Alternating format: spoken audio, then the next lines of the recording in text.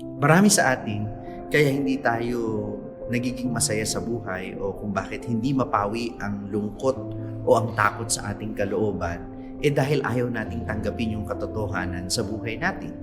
Alam nating may sakit tayo pero hindi natin ito kaagad matanggap. Alam natin na mayroong hindi magandang sitwasyon sa buhay natin pero hindi natin ito kaagad matanggap. At alam ninyo, hindi naman din tayo minabadali ng Diyos na matanggap natin kaagad yung mga hindi magagandang sitwasyon sa buhay natin.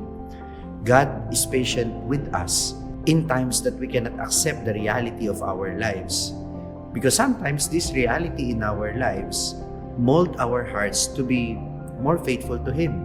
Yung mga katotohanan sa buhay natin na nararanasan natin na kung minsan ay dinedenay natin o ayaw natin tanggapin, ito talaga yung hinahayaan ng Diyos na maranasan natin para mas maging matatag ang ating pananampalataya at mas maging malalim ang ugnayan natin sa Kanya.